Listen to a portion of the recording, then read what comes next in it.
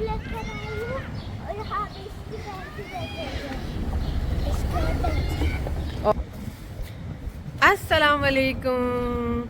I hope कि आप लोग सब बिल्कुल ठीक होंगे। शुक्र अल्हम्दुलिल्लाह हम भी बिल्कुल ठीक है। तो आज जो है ना वो हमना ने करी है छुट्टी।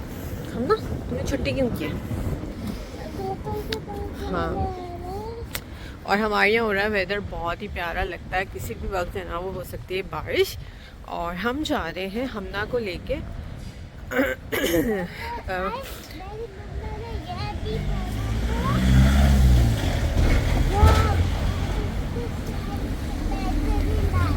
हाँ, तो हम जा रहे हैं हमना को लेके क्लिनिक। उसका जो है लेबॉर्ट्री जो इसका जो है ना आज टेस्ट है। और देखते हैं, जल्दी से चलते हैं, बिल्कुल ही करीबी है। तो हम आ चुके हैं क्लिनिका सान फ्रांचेस्को। और ये है एक बहुत बड़ा यहाँ पे क्लिनिक है। और तो यहाँ जो है ना आज रमज़ान का सेकंड डे है। और क्योंकि आप रमज़ान हो या नहीं हो, आपके जो काम है ना वो चलते ही रहते हैं, रुकते नहीं हैं। किसी भी किस्म का कोई भी काम आपको पेंडिंग पे नहीं डाल सकते। तो खैर यहाँ पर जो अपॉइंटमेंट थी हमना की, और हमना के टेस्ट होने थे दोनों। तो मैं यहाँ पर हमना को लेकर आई थी और अभी जो है ना वो हम जा रहे थे कुप में। कुप क्या होता है? कुप होता है एक लेबॉर्ट्री या एक हॉस्पिटल का वो हिस्सा जहाँ पर जाकर आपने अपॉइंटमेंट लेनी होती है, या फिर आपने किसी भी स्पेशलिस्ट को दिखाया तो उसका जो है आपने पे करनी होती है। तो यहाँ पर हमें अभी पे करने आए थे, तो हम कुप में ही आएंगे पे करने के लिए भी। यहाँ पर हम खड़े हैं और टिकट के लिए पे कर रहे हैं। तो किसी भी किस्म का जो मेडिकल है वो फ्री नहीं है। वहाँ पे आपको सब जगह से जो है वो पे करना होता है। मैंने यहाँ पे पहले स्पेशलिस्ट को दिखाया था, वहाँ पे भी मैंने पे किया था। और इसके जो दोनों टेस्ट हुए हैं उसके लिए भी मैंने यहाँ पर पे किए हैं। एक एक टेस्ट जो है ना वो कोई 20 यूरो का टेस्ट था। और अल्ट्रासाउंड और एक्सरे है, दोनों टेस्ट हैं। दोनों टेस्ट ही जो है वो सेम डे ही हो गए थे। तो दोनों के लिए हमने पे किया है। फ्री कुछ भी नहीं है, क्योंकि मेरी बेटी 6 ईयर्स की हो चुकी है। तो 6 ईयर्स से अगर आपका बच्चा छोटा है तो उसके लिए जो है वो सब फ्री होगा। लेकिन 6 ईयर के बाद आपको पे करना होगा, चाहे आप कितने ही बड़े हों कितने ही छोटे क्यों ना हों। तो यहाँ हम लेकर आ गए थे और इसके 2 टेस्ट होने थे। तो अभी हम जा रहे हैं एक्सरे रूम में और यहाँ इसका होगा एक्सरे।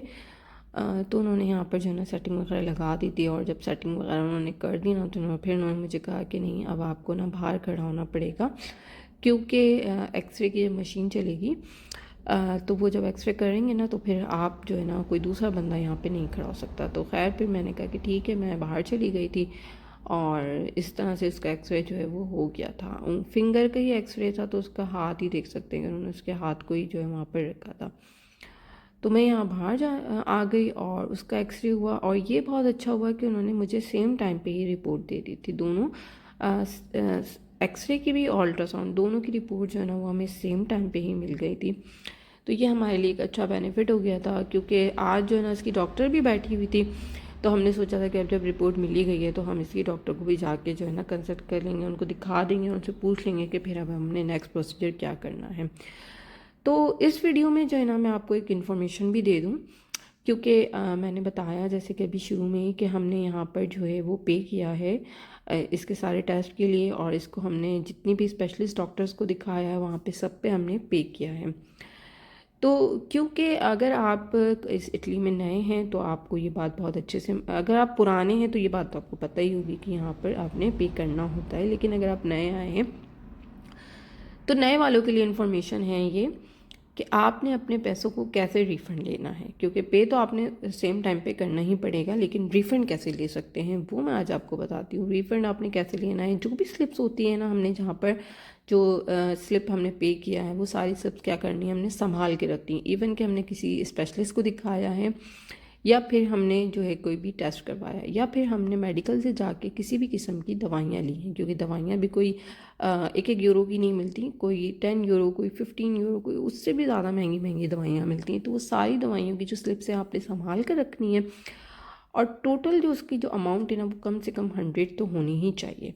100 से ऊपर आपका मेडिकल पड़ जाता है अगर, तो फिर क्या होगा, फिर आपने वो सारी स्लिप संभाल के रखनी है। और अगर नहीं भी होती ना 100 की, तो भी जो है ना वो आपने लगा देनी है। क्योंकि उससे ये होता है कि जब आप मोदेलो 730 जो होता है, एक दुमानदा आता है साल में एक दफ़ा होता है, यानी कि आपने टैक्स फाइल रिटर्न करना होता है। तो जब आप वो करते हैं ना, तो उससे क्या होता है कि आप वहाँ पर अपनी सारी स्लिप लगाते हैं, तो उन्हें पता चलता है कि आपने इतना पैसा जो है अपना मेडिकल में खर्च किया है। और क्योंकि आप एक फैमिली हैं और आपके साथ जो है बच्चे भी हैं और आपने इतना पैसा यहाँ पर लगाया है, तो फिर उससे क्या होगा कि आपको जब आप टैक्स रिटर्न फाइल करेंगे तो वो आपको रिटर्न करेंगे। तो इस तरह से आपको अपना पैसा लगाया हुआ आपको रिफ़ंड मिल जाएगा। तो ये एक टेंशन वाली बात नहीं है। तो यूँ समझ लें कि आपको वो फ्री ऑफ कॉस्ट पड़ जाता है, लेकिन आपको एज अ टाइम नहीं पड़ता, आपको वो बाद में रिफ़ंड के तौर पे मिलता है। तो ये मेरी इन्फॉर्मेशन सिर्फ उन्हीं लोगों के लिए है जो इन्हें नहीं मालूम, जो नए हैं या जिन्हें नहीं पता, तो ये उनके लिए था। तो खैर ये एक अच्छी जो है इनकी जो सहूलत है कि आपको अपना मेडिकल जो है वो जो भी मेडिकल में आपने पैसा खर्च किया है वो आपको रिफ़ंड मिल जाता है। भले से पूरा नहीं मिलेगा, लेकिन हाफ़ भी अगर मिल जाता है तो बहुत बड़ी बात होती है, क्योंकि अगर आप पाकिस्तान से कंपेयर करते हैं तो ये एक अच्छी सहूलत है आपके लिए, क्योंकि पाकिस्तान में तो आपको लाखों रुपए खर्च करने के बाद 1 रुपया भी वापस नहीं मिलता। तो ये आपके लिए एक अच्छी सहूलत है यहाँ पर।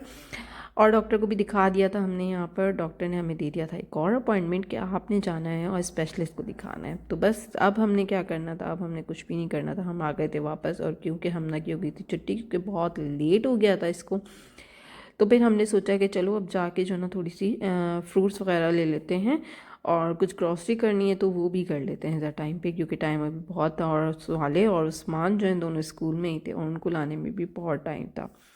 तो यहाँ पे हमना ने मुझे बोला कि मामा मुझे तो ना ब्रेड चाहिए, मैं ब्रेड लूँगी। तो बस हम यहाँ पे ब्रेड लेने जा रहे थे और यहाँ मैं फिंगर से क्या दिखा रही थी कि 2 रास्ते जाते हैं यहाँ पर।